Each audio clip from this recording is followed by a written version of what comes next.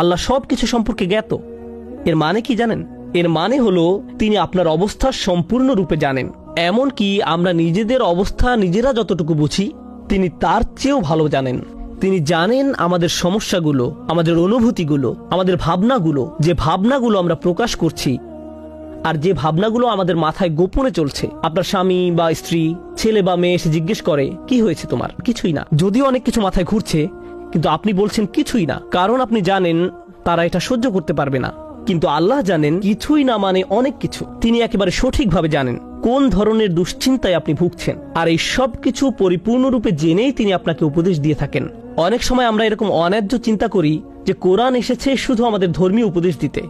একজন ডাক্তার যেমন মেডিকেল উপদেশ দিয়ে থাকেন, একজন মেকানিক যেমন গাড়ির বিষয়ে উপদেশ দিয়ে থাকেন, অ্যাকাউন্টেন্ট যেমন ফাইন্যান্সিয়াল উপদেশ দিয়ে থাকেন, তেমনি কোরআন আমাদের ধর্মীয় উপদেশ প্রদান করে। কিন্তু আল্লাহ তো শুধু ধর্মীয় ক্ষেত্রে সীমাবদ্ধ নন। আল্লাহর জ্ঞান আপনার আমার জীবনের সব কিছুতে পরিব্যাপ্ত হয়ে আছে। আপনার ভিতরে যা কিছু হচ্ছে, শারীরিকভাবে যা আপনার জন্য সর্বোত্তম, অর্থনৈতিকভাবে যা আপনার জন্য সর্বোত্তম, যা কিছু সামাজিকভাবে, আবেগের দিক থেকে, মনস্তাত্ত্বিক দিক থেকে, আধ্যাত্মিক দিক থেকে, স্বাস্থ্যগত দিক থেকে আপনার জন্য সর্বোত্তম, আল্লাহ তার সবকিছু জানেন। কারণ এই সব কিছু আল্লাহই করছেন। তিনি আমাকে আপনাকে সৃষ্টি করেছেন। আলা ইয়ালামু মান খালাক, যিনি সৃষ্টি করেছেন তিনি কি জানেন না? আমাদেরকে সম্পূর্ণরূপে জেনেই তিনি আমাদের উপদেশ দিয়ে থাকেন। তাই এই উপদেশ শুধু এক দৃষ্টিকোণ থেকে নয়, শুধু একপক্ষীয় নয়। মানুষ সাধারণত এক দৃষ্টিকোণ থেকে বিষয়সমূহ দেখে, আর আল্লাহ সকল দৃষ্টিকোণ থেকে দেখেন। আল্লাহ সকল দৃষ্টিকোণ থেকে দেখেন। এজন্যই আল্লাহ বলেন, লা ইউদরিকুহুল আবসার, চোখসমূহ তাকে আয়ত্ত করতে পারে না, আর তিনি চোখগুলোকে আয়ত্ত করতে পারেন। তিনি সকল দৃষ্টি নাগালে রাখেন, সকল দৃষ্টিভঙ্গি তার নাগালে।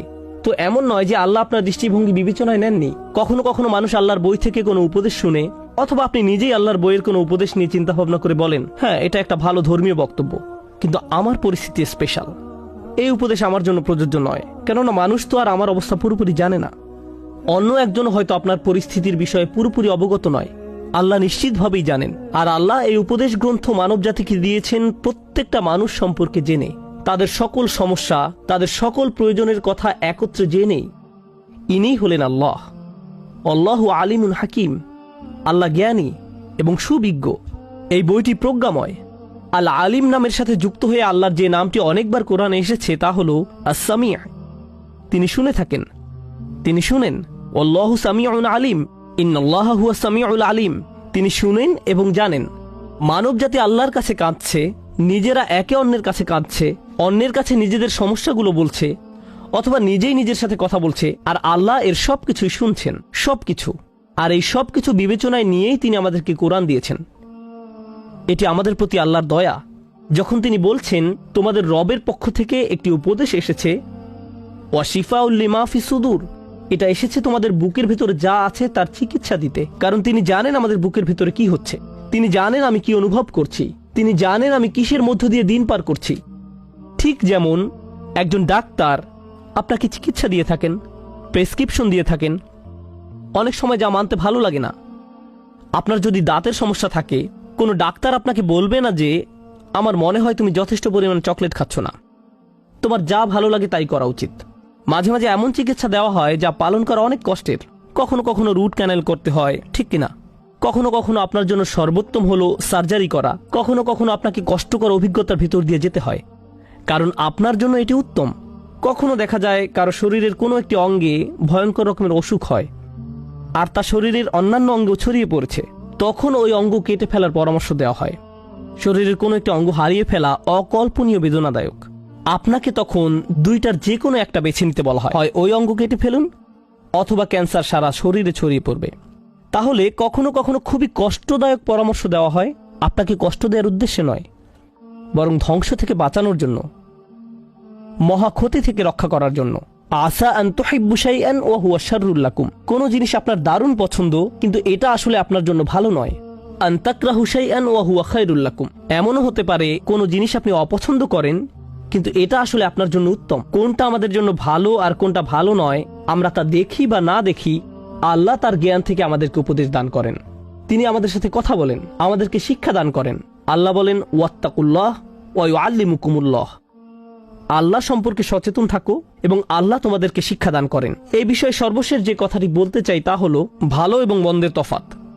আল্লাহ মানবজাতির সকলকে ভালো এবং মন্দের মাঝে পার্থক্য করার জ্ঞান দিয়ে সৃষ্টি করেছেন। যে ধর্ম থেকে আসুন না কেন, যে সংস্কৃতি থেকে আসুন না কেন, আপনি জানেন মিথ্যা বলা খারাপ, আপনি জানেন প্রতারণা করা ঠিক নয়, আপনি জানেন চুরি করা ঠিক নয়, আপনি জানেন কাউকে কষ্ট দেওয়া ঠিক নয়, আপনি জানেন এতিমকে ধাক্কা দেওয়া ঠিক নয়, আপনি জানেন অসহায়ের প্রতি অত্যাচার করা ঠিক নয়, আপনি জানেন কাউকে অপমান করা ঠিক নয়, আপনি জানেন এগুলো খারাপ। বিশ্বের যে প্রান্তে আপনি বাস করেন না কেন, যে সংস্কৃতি থেকে আসেন না কেন, আল্লাহ এই ব্যাপারটি মানুষের প্রকৃতিতে সেট করে দিয়েছেন।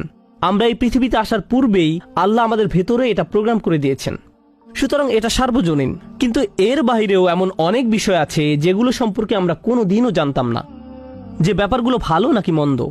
মৌলিক কিছু নৈতিকতা রয়েছে যেগুলো সম্পর্কে সবাই জানে, কিন্তু এর বাইরে কোনটা ভালো কোনটা মন্দ আমরা কোনোদিনও জানতাম না। আমি কোনোভাবেই জানতে পারতাম না যে হিংস্র প্রাণীর গোশত খাওয়া ঠিক নয়। আমি কোনোভাবেই জানতে পারতাম না নির্দিষ্ট কিছু প্রাণীর মাংস খাওয়া ঠিক নয়। আমি কোনোদিনও জানতে পারতাম না যে দিনের সুনির্দিষ্ট কিছু সময়ে আমার জন্য নামাজ পড়া উত্তম, 5 ওয়াক্ত নামাজ, খুবই নির্দিষ্ট সময়ে, ঠিক কিনা? আমার পক্ষে কোনোভাবেই জানা সম্ভব ছিল না যে এটা আমাদের জন্য সর্বোত্তম। আমি কোনোভাবেই এটা জানতে পারতাম না। অতএব ভালো মন্দের পার্থক্যের ব্যাপারে মানুষের কিছুটা জ্ঞান এমনিতেই আছে, কিন্তু আল্লাহর রয়েছে এর পরিপূর্ণ জ্ঞান। তাই আল্লাহ যখন আমাকে আপনাকে বলেন অমুক কাজটি করা ঠিক নয়, এবং যখন আল্লাহ আমাকে আপনাকে বলেন অমুক কাজটি করা ঠিক, তখন আমাকে আপনাকে আমাদের জ্ঞানকে, যা আমাদের নিকট ঠিক বা বেঠিক মনে হয়, একদিকে সরিয়ে রাখতে হবে। যে আমাদের পক্ষে যত কিছু জানা সম্ভব তার চেয়ে আল্লাহ বেশি জানেন। আল্লাহ হলেন আল আলিম, আল্লাহর কাছেই সকল জ্ঞান। আর আল্লাহ জানেন সঠিক কাজটি আমাদের জন্য সব সময় উত্তম। আমরা মনে করি আল্লাহর উপদেশ শুনলে আমাদের কষ্টে পড়তে হবে। প্রকৃত ব্যাপার হলো অনেক সময় আল্লাহর কথা শুনলে আসলেই কষ্ট পেতে হয়। এটা জীবনের একটা বাস্তবতা। আল্লাহর কথা মান্য করলে কখনো কখনো অসুবিধায় পড়তে হয়, আরামে নয়। সবচেয়ে সেরা যে মানুষেরা আল্লাহর উপদেশ শুনেছিলেন তারা ছিলেন নবী রাসূলেরা, আর তাদের জীবন ছিল সমস্যায় পরিপূর্ণ, ঠিক কিনা? তাহলে আল্লাহর অনুসরণ করলে সমস্যায় পড়তে হবে, কিন্তু সেই সমস্যা আপনার জন্য অগণিত গুণে উত্তম যে কোনো সহজতার চেয়ে, যেটা আল্লাহর অবদ্ধতা করলে হয়তো আসতে পারে। এটা সত্য। সত্য হলো যদি আপনি তার কথা না শুনেন এবং সহজ কোনো উপায় নিজের জন্য খুঁজে নেন, তখন আপনার হয়তো মনে হতে পারে আপনি ভালো আছেন, নিরাপদে আছেন, এটা আপনার জন্য উত্তম। আপনি নিজেকে মিথ্যা প্রবোধ দিতে পারেন, কিন্তু সত্য হলো আপনি নিজেকে ধ্বংসের দিকে ধাবিত করছেন, এবং আমিও নিজেকে ধ্বংসের দিকে ধাবিত করছি। আমি দোয়া করছি আল্লাহ সবকিছু জানেন, এর দ্বারা আসলে কি বোঝায় তা যেন আল্লাহ আজ্জা জাল্লা আমাদের অন্তরের অন্তঃস্থল থেকে উপলব্ধি করার সামর্থ্য দান করেন, আর এই জ্ঞানের উপর ভিত্তি করে আমরা যেন সহজে তার উপদেশের প্রতি আস্থা রাখতে পারি।